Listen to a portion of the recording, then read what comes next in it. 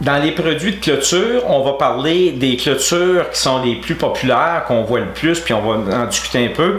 Au point de vue des clôtures faites avec de la broche, on parle des expressions qu'on utilise pour le nom de ce type de clôture-là, c'est soit de la clôture en broche, on peut dire de la clôture maillon, on entend souvent ici dans l'Outaouais aussi la clôture frost, ou aussi en anglais chain link. On parle tous de la même type de clôture, c'est comme un genre de chaîne, et aussi dépendant, vous pouvez avoir la possibilité de l'avoir privé, ça c'est depuis quelques années, on peut mettre des lattes en PVC qui fait que votre clôture devient très privée versus les voisins.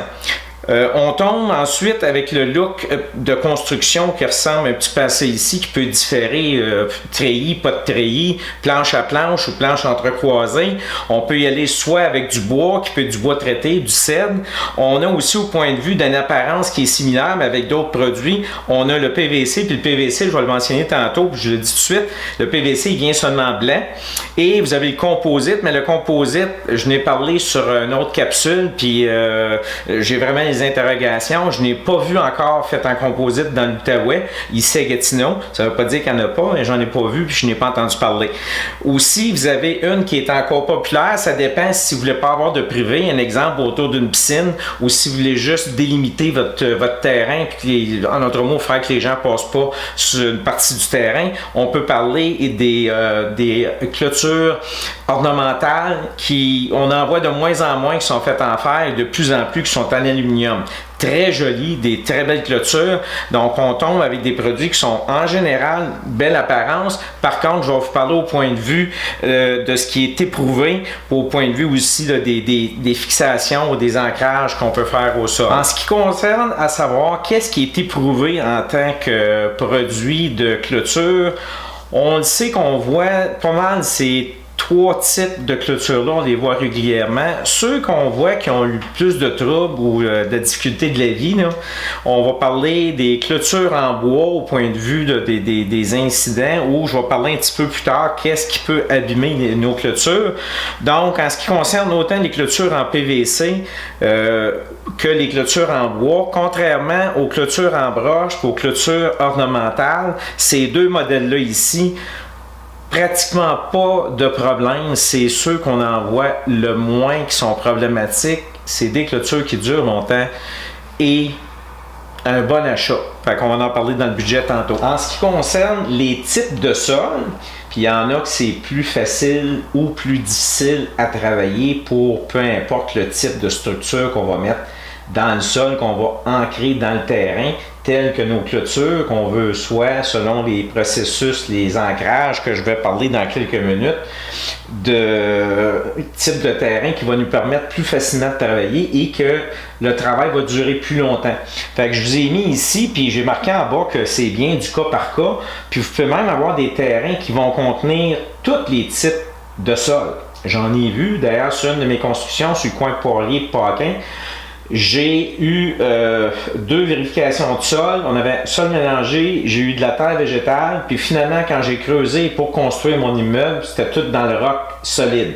Donc, c'est vraiment du cas par cas. Il y a une question de point d'interrogation. On ne peut pas dire puis promettre aux gens que parce qu'une partie de terrain, c'est tel type de sol, que c'est ça que vous avez sur tout votre terrain, surtout quand les terrains sont grands.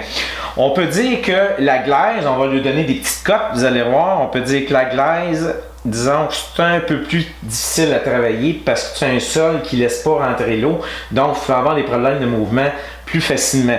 Le sable, on peut dire que ça serait comme un des champions parce que le fait que le sable laisse filtrer l'eau, vous allez avoir moins d'eau sur vos tubes de béton ou sur le béton, donc la clôture devrait bouger moins, mais il n'y a pas de garantie à 100%. La roche, le roc, même chose que l'autre tantôt ici. En ce qui concerne, ça va dépendre jusqu'à quel point que vous êtes capable de briser la roche pour installer vos poteaux ou que vous rentrez dans un travail très très très difficile. Donc, c'est pour ça qu'on y met un petit visage pas trop intéressé. La terre mélangée, ça c'est parfait au point de vue de tomber avec une terre, en autre mot, qui a un mélange dedans, mais qui n'a pas de glaise, puis qu'on va un mélange, un exemple de sable, de petites roches. Bon, mais ça, c'est un type de sol qui est correct. La terre végétale, pour poser clôture, on pourrait dire c'est une terre c'est un peu comme du topsoil, tout ça. Ça laisse rentrer, filtrer l'eau. Donc, oui, on peut mettre nos poteaux dedans, ça devrait être bien comme terrain, mais comme je vous ai marqué en bas, c'est toujours du cas par cas, puis on n'est jamais certain, c'est pas parce qu'une job, on l'a fait dans du sable, une adresse, qu'une autre adresse qu'on va le mettre dans le sable, qu'elle, elle ne travaillera pas. Il y a beaucoup de facteurs qui peuvent faire des mouvements pour nos clôtures puis nos structures sur les terrains. Donc, la terre végétale, on pourrait lui donner que oui, ça a de l'allure, ça a du bon sens. Donc, on voit dans l'Outaouais souvent quand on parlait de glaise, le roc ou la roche, un exemple, Elmer, on en a beaucoup, on appelle ça de la galène. Vous allez en voir aussi dans le coin de Kentley, tout ça, si on va tomber vraiment dans du roc.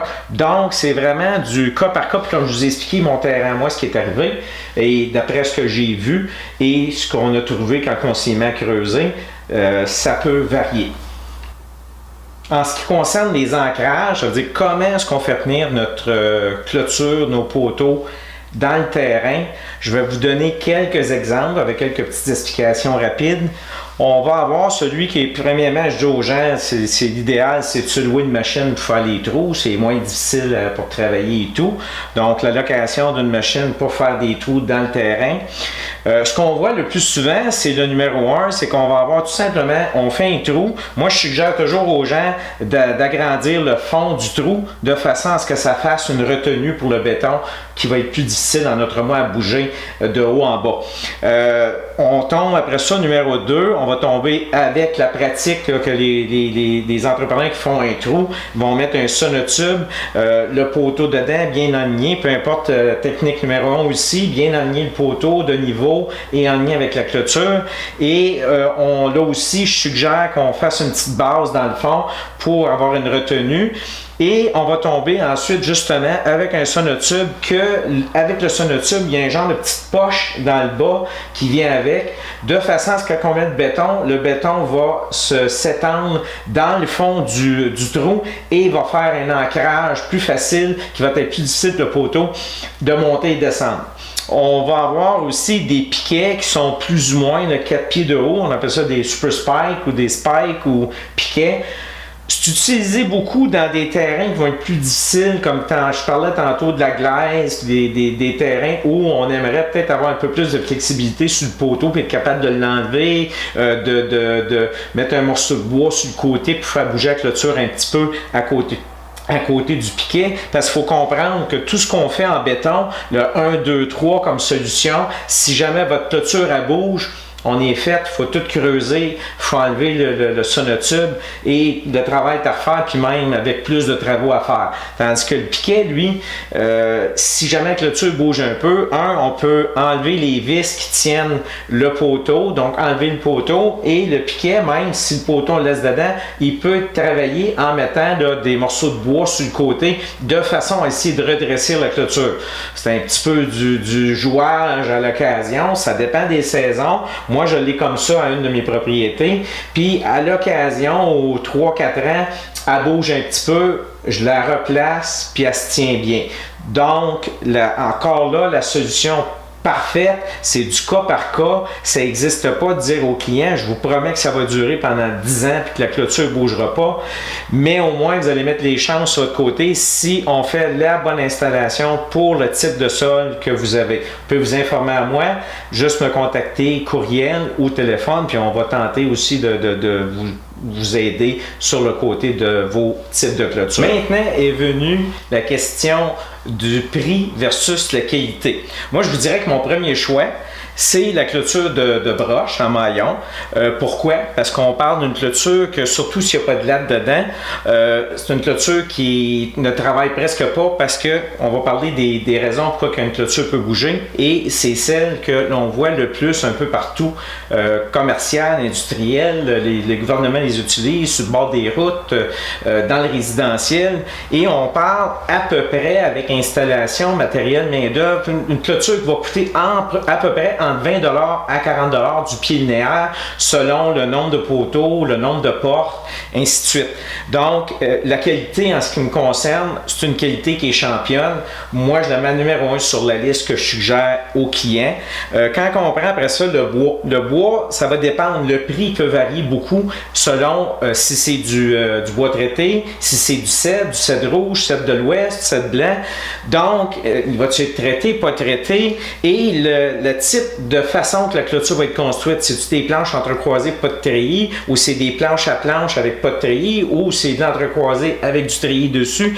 Donc, on va jouer à peu près d'habitude les clôtures en bois, matériel, main-d'œuvre aux alentours entre 40 à 75 du pied en longueur, encore là, selon le nombre de poteaux, selon le nombre de portes. Et on tombe ensuite dans les clôtures ornementales, qui est mon deuxième choix au point de vue de qualité puis prix, qualité-prix.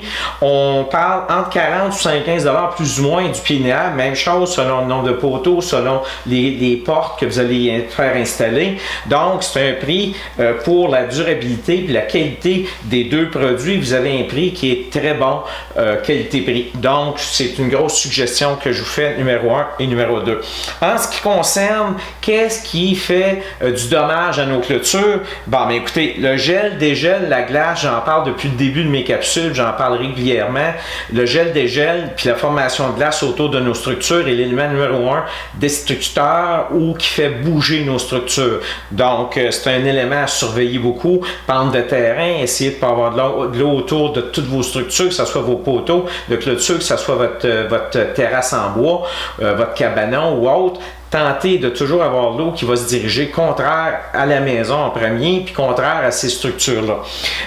La neige, la pression que la neige peut faire, dépendant où est placée votre clôture, vous pouvez, avec les tempêtes, le vent, ramasser beaucoup de neige sur une partie de votre clôture qui va faire qu'il va y avoir une pression qui va se faire sur la clôture et même la faire bouger. On le voit aussi quand il y a le déneigement au contour, soit avec un camion, une pelle mécanique là, pour pousser la neige, des grosses souffleuses, des choses comme ça, peuvent être des causes de dommages faits aux clôtures qu'on voit quand même assez régulièrement ici et là.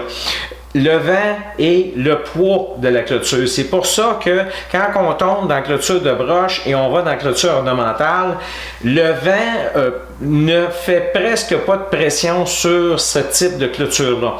Aussi, la neige, quand la neige est poussée sur une ou sur l'autre, la neige a au moins de l'espace pour être capable de passer à travers, et la clôture de broche a une certaine flexibilité que quand on pousse de la neige dessus, elle peut avoir une certaine courbe qu'elle va prendre et se replacer au printemps après la fonte des neiges. Donc, je crois vous avoir donné pas mal, en général, les questions et réponses en ce qui concerne les types de clôture.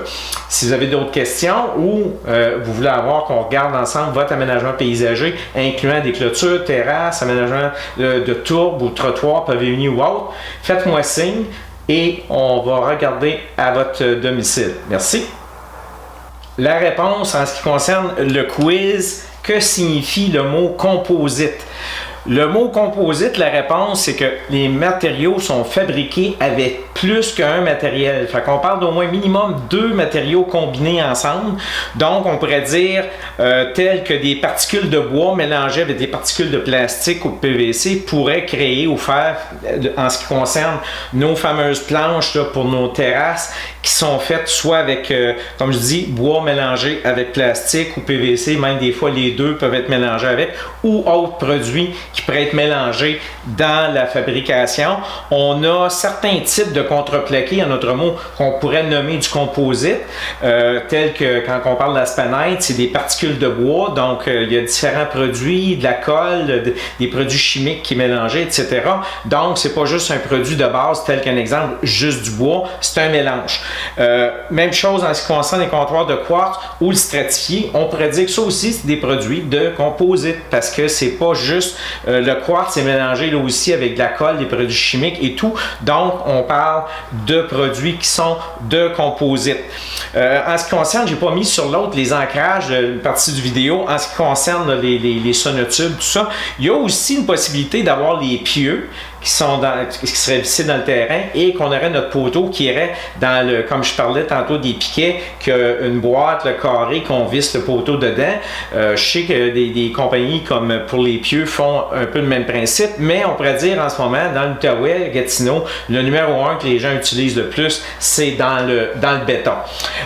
Donc, important, investissez au lieu de dépenser. Allez-y avec des produits qui sont éprouvés. Éprouvés voulant dire qu'ils ont fait leur preuve au cours des années et que ce n'est pas des nouveaux produits tels comme on voit dans les dernières années pour des produits de composite pour nos terrasses. Alors, soyons prudents et, comme je dis souvent, vaut mieux mettre plus de sous, plus d'argent, mais que le produit va durer longtemps et va donner une juste valeur et une bonne et même des fois plus de valeur à votre propriété. Alors, au visionnement des prochaines vidéos. Merci.